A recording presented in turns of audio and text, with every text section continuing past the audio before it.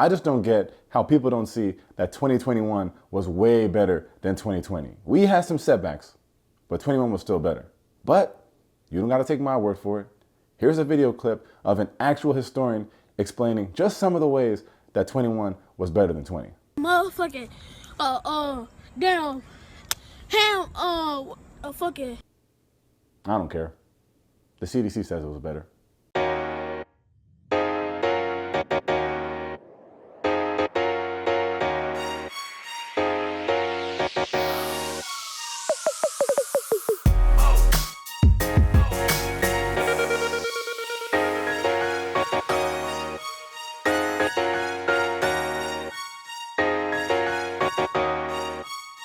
All right, welcome to Tate's Take. If you're new here, I do spoiler-free movie and TV reviews. Give you a little background, just letting you know if I think it's worth checking out or not. And at the end of the year, I do a top 10 list.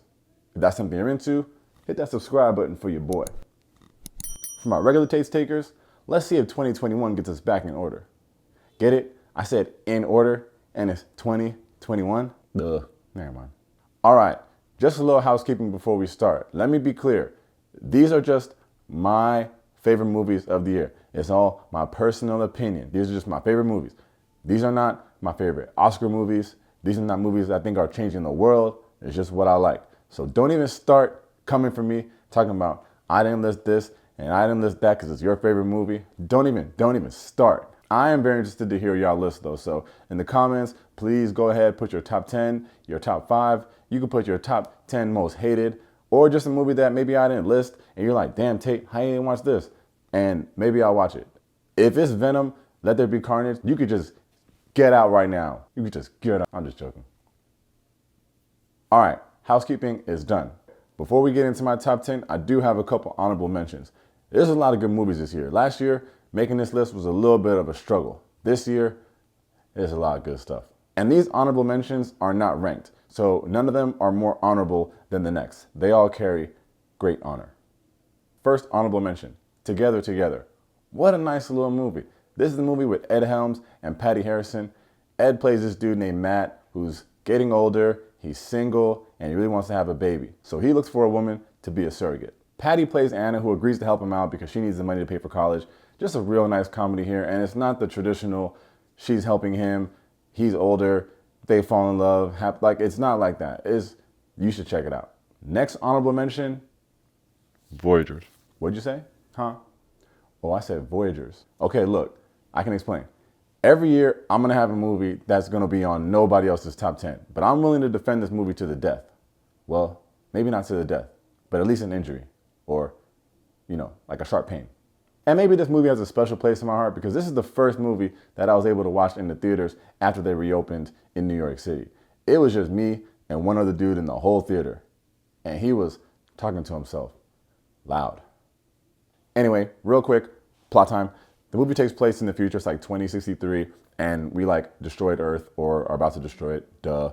We find another inhabitable planet, but it's far as hell. It's gonna take us 86 years to get there. So they create these test tube kids because anyone else that they send would have to leave their life behind on Earth and just be dead forever. So they send these test tube kids because it's gonna be their grandkids that are gonna be inhabiting this planet in the future. So yeah, interesting, right? It has a similar vibe to Passengers with Jennifer Lawrence and Chris Pratt. Maybe I just like space movies, but it's an honorable mention. I just give it a chance. Next up, I'm gonna go with Bad Trip. These movies can be so stupid sometimes, but I was very, very surprised with this movie. And shout out to my boy Dre for putting me on.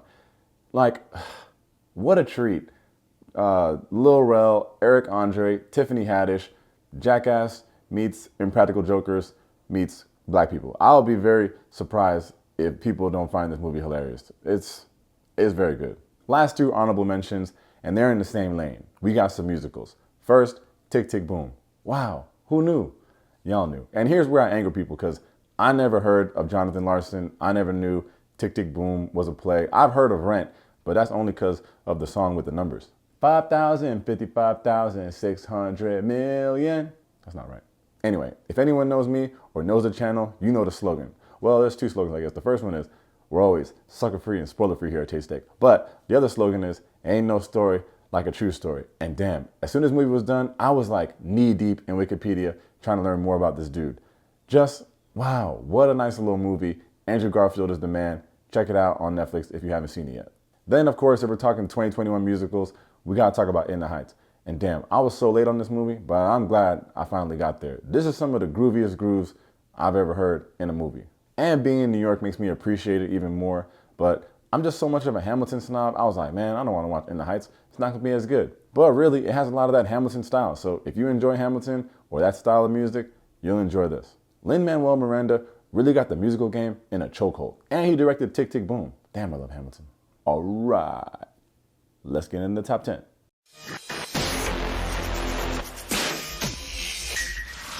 Number 10, Palmer. Another movie you're not gonna see on anyone else's top 10, but I'm just a little softy, and I'm not afraid to admit it. Here we got Justin Timberlake playing this dude named Eddie Palmer, who's an ex-con, and when he gets home, he ends up taking care of this kid that his grandma used to take care of. That was his neighbor. The kid's a little flamboyant, so he's getting bullied and stuff. You see where I'm going with this. This movie reminds me a lot of one of my 2019 top 5 movies, Peanut Butter Falcon with Shia LaBeouf. Now that movie's better than Palmer. That movie's fire. That's a movie right there. But Palmer, it's just a nice little treat that Apple TV Plus brought to us this year. They don't bring us a lot of movies, but this is really good. I mean, they got Ted Lasso, so they're good.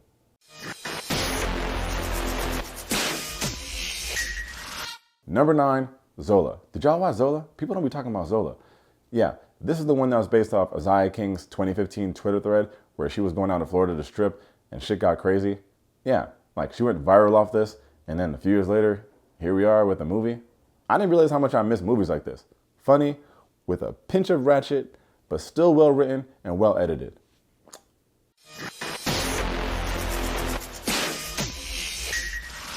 Number 8, ShangChi and the Legend of the Ten Rings. And if you know me, you knew there's gonna be some Marvel on this list. And probably that was the reason why 2020 was so whack. Oh, you mean because of the pandemic? Nah, because there's no Marvel movies. But ShangChi, what an impressive introduction to the MCU. Great story, great action.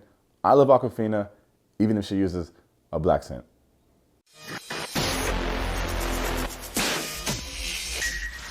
Number 7, Don't Look Up. At the buzzer. Ugh, I love political satire movies. This time last year on my top 10 list, I had Irresistible on there. I don't know what number it was, but that movie made fun of how dumb our electoral system is. Don't Look Up makes fun of how dumb humans are in reacting to global crisis. And it's not about COVID. It's really about climate change and how like nobody cares. Anyway, this movie by Adam McKay just does an awesome job showing what the response might be like if a comet was coming to destroy the Earth. Like, these people were at an Ariana Grande concert, which, like, I bet if it really happened, like, Kanye West would throw a big ass concert, like, and just say he's raising awareness for the end of the world. Like, bruh, it's ending. Number 6, The Mitchells versus the Machines. I had to get some animation in here, and Netflix really just outdid themselves with this one. And I'm gonna give y'all a true honesty moment here, just because we family. But I didn't watch Raya and the Last Dragon. I didn't watch Luca. I didn't watch Encanto. But there's no way that those movies are better than this. And if they are, you can let me know in the comments. But this movie is, damn, this movie is good. Danny McBride, one of the funniest people on this here planet. I stan Abby Jacobson. Maya Rudolph is freaking Maya Rudolph. I don't know what took me so long to watch this movie, but I'm glad I finally did. And it's timely AF. Like, a movie about the robots turning evil to take over the world. Like, didn't Alexa tell that girl to electrocute herself, like, last week? That's crazy. I swear, the world is a simulation.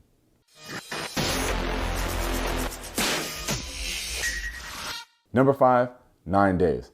Man, I know y'all didn't watch 9 Days. I just know it. It's because y'all sleep. But I'm here to be your Tate's Take alarm clock. Not as loud, possibly just as annoying. But yes, 9 Days, starring Winston Duke and the twinkle in my eye, Zazie Beetz. This is the movie where Winston Duke's character gets to interview unborn souls and decide which of them gets to go to Earth and live a life. Can you imagine that pressure? What do you even say in that kind of interview? Like, okay, Mr. Tate, why do you think you should live a life? I'll be like, I don't know, maybe someone else should just go. I'll just kick it here. This is not an action flick. This is not a comedy. This is just a fire movie. We find so many things to complain about in our everyday lives. Hopefully this movie teaches us to value what we have. Because as much as you think that life sucks because the dollar store charges $1.25 now, You never know. There just might be a room full of souls that'll love to take your spot.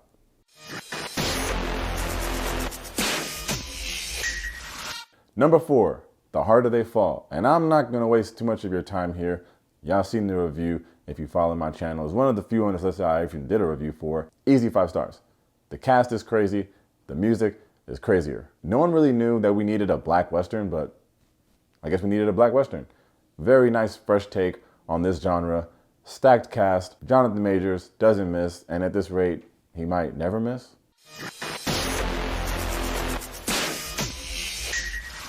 Number 3, freaking King Richard.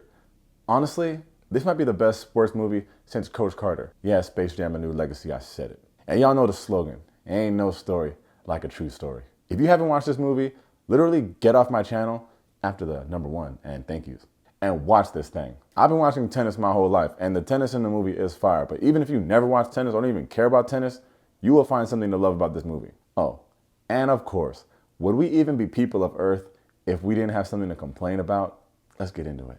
Because people are mad that a movie about the Williams sisters is called King Richard. But how do you think the Williams sisters became the Williams sisters? They produced it. Maybe because everyone knows them, that they want people to know their dad? Maybe. People are freaking nuts. Anyway, this was a movie that was super long, but at the end, I needed more. And I love the fact that they focus on Venus. As Serena said, Venus broke all the doors down. All I had to do was walk through them. Whew. That's crazy.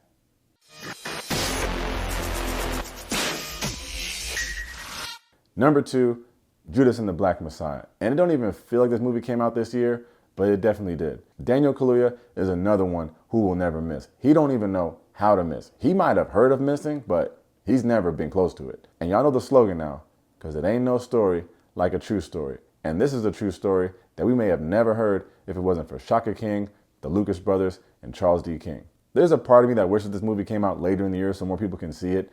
It was released like before vaccines, like our theaters weren't even open. It is available on HBO Max, and it has the highest Rotten Tomato score, not only on my top 10 list, but of all of HBO Max's day and date releases for the whole year. Like, all of them. 96%. It's good. You should go watch it if you didn't watch it yet. Damn, I wish Lakeith Stanfield wasn't so weird.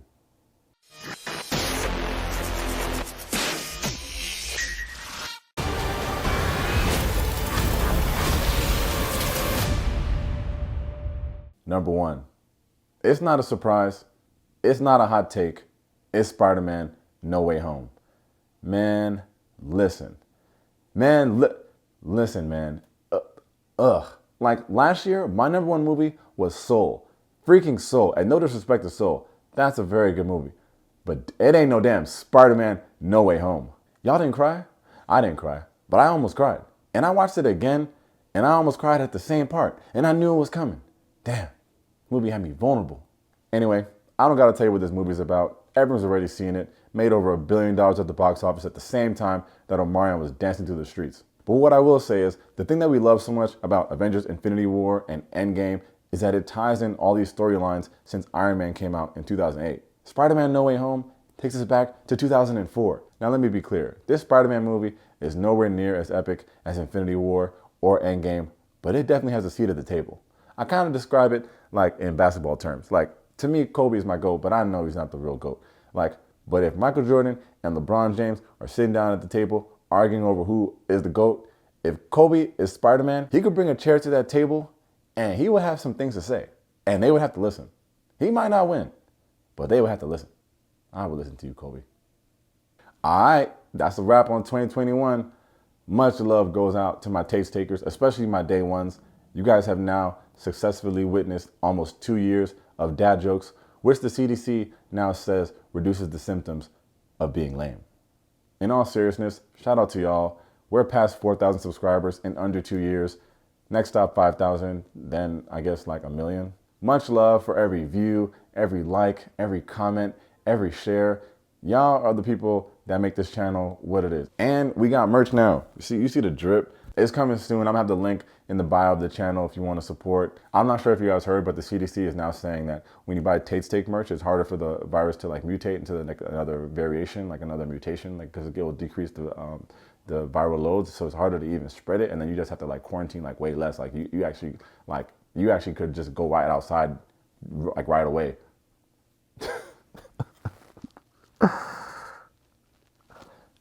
The pandemic is serious. Anyway, cheers to 2022. It's gonna be great. I promise. As always, thanks for checking out Tate Steak. If you enjoy this video or like any other videos, make sure to hit that like and that subscribe button. In the comments, like I said, tell me your I almost said the F word. That's crazy. Tell me your favorite movies of the year. And if I missed something, just let me know. And like I said, don't even start with Venom. And y'all need to give Eternals a break. That movie is not bad. Thanks for the time, y'all. Peace.